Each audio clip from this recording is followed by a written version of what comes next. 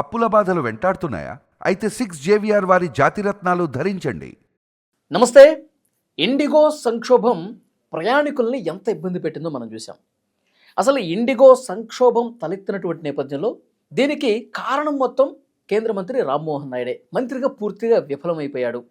ఈయన చంద్రబాబు మనిషి, తెలుగుదేశం పార్టీకి సంబంధించినటువంటి నాయకుడు, కేంద్ర మంత్రి పదవి ఇస్తే నానా చండాలం చేశాడు. ఇక రేపు మాపో ఆయన పదవి కూడా ఊడిపోతోంది అని వైసీపీ నాయకులు, వైసీపీ మీడియా, సోషల్ మీడియా పెద్ద ఎత్తున దుష్ప్రచారం చేసినటువంటి పరిస్థితి ఉంది. కానీ వాస్తవ పరిస్థితులు అందుకు భిన్నంగా ఉన్నాయి. ప్రధాని శభాష్ ఆయన మెచ్చుకున్నారు. ఎందుకంటే పార్లమెంట్లో ఆయన మాట్లాడిన విధానాన్ని చూసి ప్రశంసించారు. సో డెఫినెట్గా దీని గురించి మాట్లాడదు. ఈ దుష్ప్రచారం గురించి కౌంటర్ ఇవ్వడానికి ఈరోజు మనతో పాటు ఉన్నారు తెలుగుదేశం పార్టీ జాతీయ నాయకులు, ఆ పార్టీ ఫైర్ బ్రాండ్ రషేందర్ రెడ్డి గారు. సార్ నమస్తే. నమస్కారం అండి. సార్, ఇండిగో సంక్షోభం తర్వాత మొత్తం ఆ 3-4 రోజులు వైసీపీ మీడియా మీరు కూడా చూసే ఉంటారు ఏం జరుగుతున్నది. రామ్మోహన్ రెడ్డి ఇంకా వేస్ట్, ఇంకా ఆయన రాజీనామా చేసేయడమే బెటర్ అని చెప్పి విపరీతమైనటువంటి ప్రచారం చేశారు. ఎలా చెప్తారు దీన్ని? అంటే వైసీపీకి సంబంధించిన ఈ పార్టీ ఒక చిల్లర పార్టీ. చిల్లర వేషాలు వేయడానికి తప్ప దీంట్లో వాళ్ళు ఫస్ట్లో ఉంటారు తప్పించి సమస్యను అర్థం చేసుకోరు. అంటే ఏ అవకాశం వస్తే ఆ అవకాశాన్ని వినియోగించుకొని మేము అయిపోవాలని, పెద్దోళ్ళు అయిపోవాలని ఆలోచన చేసే చిల్లర పార్టీ ఏదైనా ఉందంటే రాష్ట్రంలో అది యువజన శ్రామిక రైతు పార్టీ. దాని అధ్యక్షుడు ఎవరో మేము అందరికీ తెలుసు. మీరు అన్నారు ఇందాక, సాక్షి మీడియాలో కానివ్వండి, వాళ్ళ యొక్క సోషల్ మీడియా బ్లూ మీడియాలో రకరకాలుగా ఇష్టాసారంగా రామ్మోహన్ నాయుడు గారిని, కేంద్ర మంత్రి పౌర విమాన శాఖ మంత్రి అయినటువంటి రామ్మోహన్ నాయుడు గారిని టార్గెట్ చేసుకొని ఈరోజు సోషల్ మీడియాలో ఆయనకి సంబంధించిన వ్యక్తిగతంగానే వల్గరగా రకరకాల కామెంట్లు చేసి రేపో మాపో పదవి పోతుంది ఇది అంటారు. పదవి పోయే పని ఆయన ఏం చేశారో ఒక విషయం చెప్పాలి. ఇండిగో సంస్థ అనేటువంటిది ఒక ప్రైవేట్ సంస్థ. భారతదేశ ప్రభుత్వం యొక్క ఏదైతే షరతులు ఉన్నాయో దానికి లోబడి ఆ సంస్థ పనిచేస్తూ ఉంది.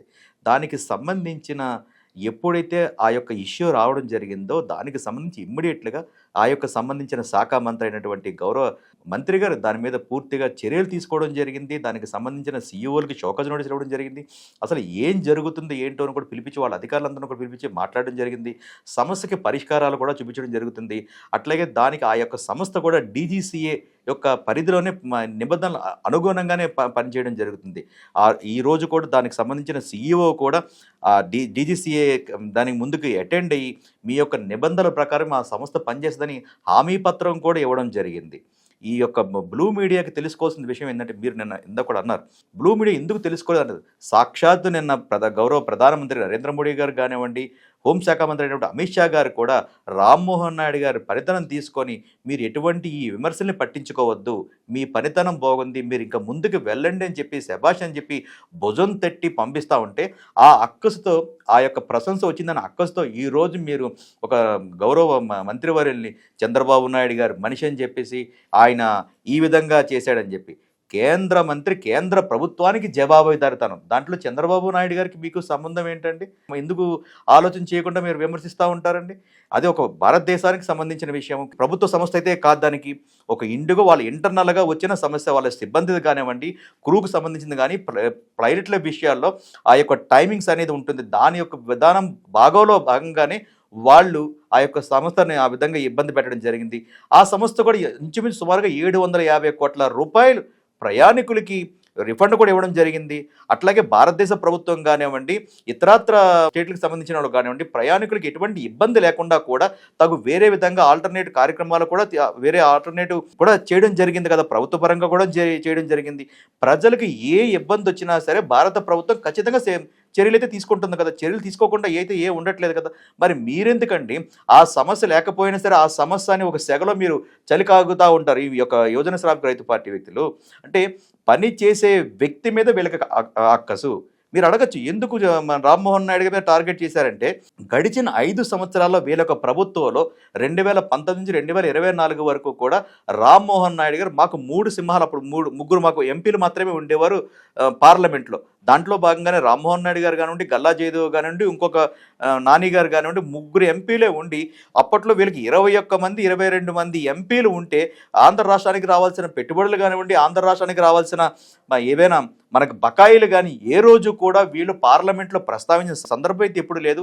పార్లమెంట్లో సమస్యలు ఏ రోజు కూడా, అంటే మన ఆంధ్ర రాష్ట్రానికి సంబంధించిన సమస్యలు ఏ రోజు కూడా వీళ్ళు గడిచిన 5 సంవత్సరాల్లో పార్లమెంట్లో ఏ రోజున మాట్లాడడం జరిగిందా?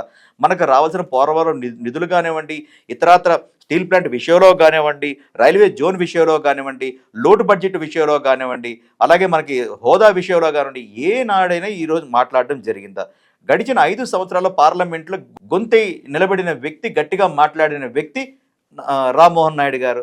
ఆనాడు మాట్లాడారు కాబట్టి ఆ అక్కసుని ఈరోజు ఆయన కేంద్ర మంత్రిగా ఉన్నారు కాబట్టి ఈరోజు అంటే ఒక సమస్యని జటిలం చేయడం తప్ప మీరు నిజంగా సమస్య వస్తే మరి మీకు బాధ్యత లేదా? మీరు ఏ విధంగానైనా సరే మీ ఈ సమస్యలో మేము పాలు పంచుకుంటాం, మా తృణమో ప్రణమో మేము సహాయం చేస్తామని చెప్పి ఒక రాజకీయ పార్టీగా మీరు ముందుకు వచ్చిన సందర్భాలు ఎక్కడైనా ఉన్నాయండి? ఈ యొక్క యోజన శ్రామిక రైతు పార్టీ సందర్భాలు ఉన్నాయి? లేకుండా వీరు అంటే మళ్ళీ ఏదో ఒక విధంగా బురద జల్లాలి, ఆ బురద అంటుతుందంటే కనుక ఇక్కడ ఇటువైపు భారత ప్రభుత్వం దగ్గరగా తీసుకునే పరిస్థితే లేదు.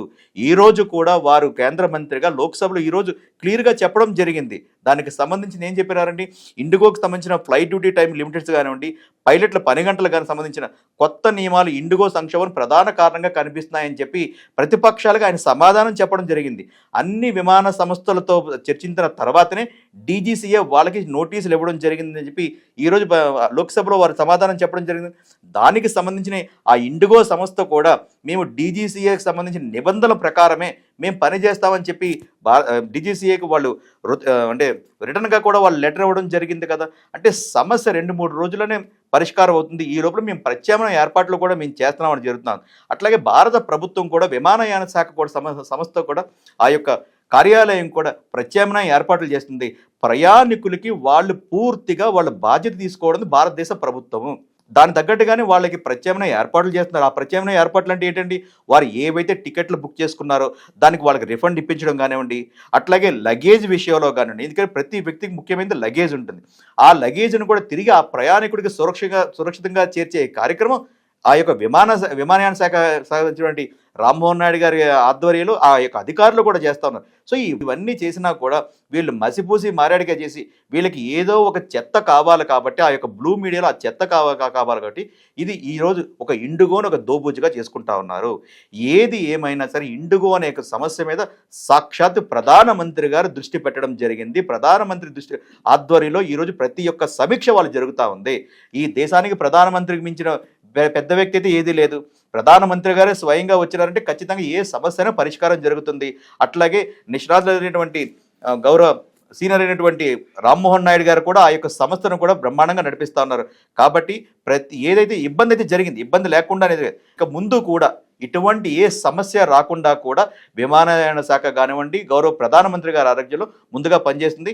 ఈ బ్లూ మీడియాకి ఎప్పటికైనా బుద్ధి తెచ్చుకొని ప్రజలకు మీరు ఏమీ చేయకపోయినా పర్వాలేదు, కనీసం సమస్యని మీరు ఇంకా ఎక్కువగా చూపించి మీరు సునకానందం పొందితే ఇదే ప్రజలు మిమ్మల్ని చీకొడతారని మీ ద్వారా తెలియజేస్తా ఉంటాం.